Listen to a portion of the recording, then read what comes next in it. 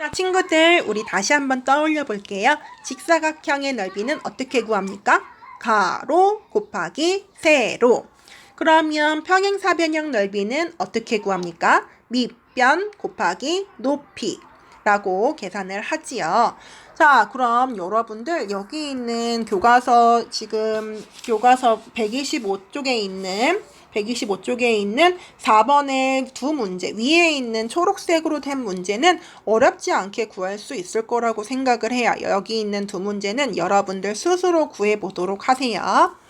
선생님이 지금부터 설명할 건 아래쪽에 있는 거예요. 평행사변형의 밑변의 길이와 높이를 구해보라는 거예요. 친구들, 우리는 지금까지 계속 넓이를 구했는데 밑변을 구하래요. 높이를 구하래요. 자, 첫 번째 그림 볼까요? 첫 번째 그림, 여기 이거를 우리가 뭐라고 부르죠? 밑변. 그러면 여기 있는 이만큼, 이건 뭐라고 부르나요? 높이라고 부르지요. 그러면 밑변을 모르니까 네모, 높이는 7이라고 하네요. 넓이는 어떻게 구합니까? 우리가 평행사변형의 넓이는 밑변 곱하기 높이를 하면은 넓이가 나오는데, 이 밑변은 얼마예요? 몰라요. 네모예요. 곱하기 높이는 얼마예요? 7이죠. 넓이는 여기 적혀 있네요. 35. 그러면 어떤 수에다 7을 곱해야 35가 나오나요? 네모는 그렇죠. 5m가 됩니다.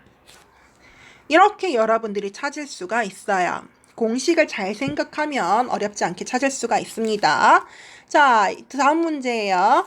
여러분들은 어느 쪽을 밑변으로 만들고 싶은가요? 여기를 밑변으로 만들면 길이를 알 수가 없지요. 그래서 이쪽 말고 다른 쪽을 밑변으로 만들어 볼게요. 여기가 밑변. 그럼 높이는 이만큼이 높이가 되겠죠. 밑변은 얼마? 3. 곱하기 높이는 얼마? 몰라. 네모. 이렇게 하면 넓이가 나와야 되는데 넓이는 12. 네모는 얼마일까요? 3에다 얼마를 곱해야 12가 나오죠?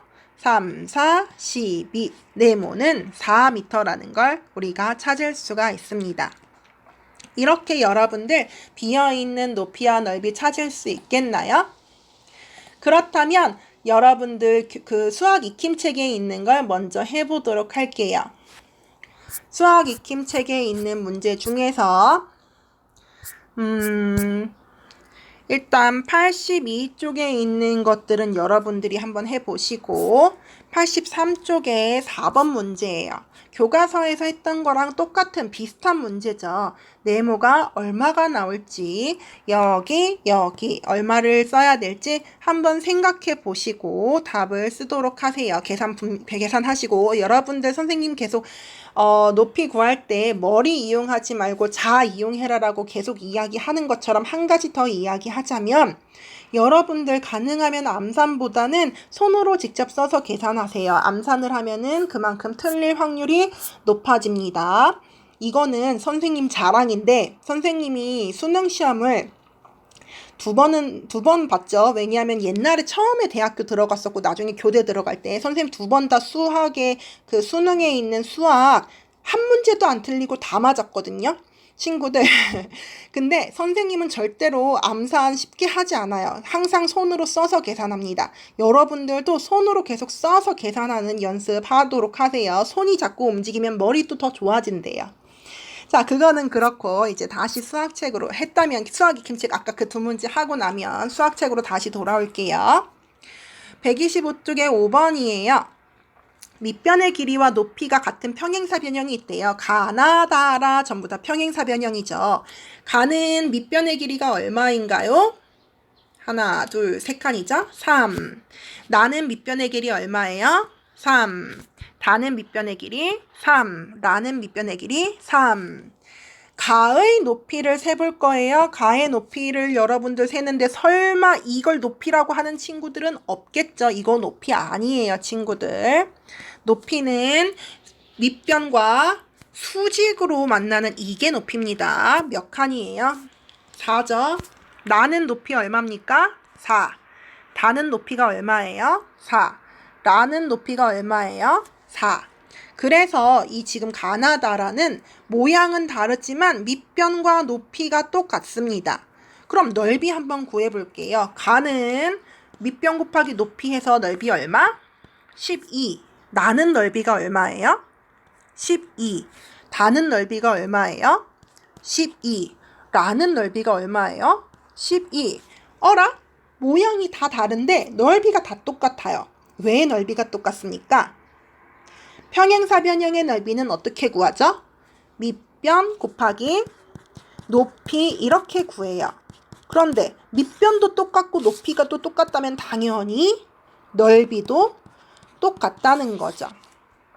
알게 된 점 뭐라고 쓰면 되겠습니까? 밑변과 높이가 같은 평행사변형은 무엇도 같다.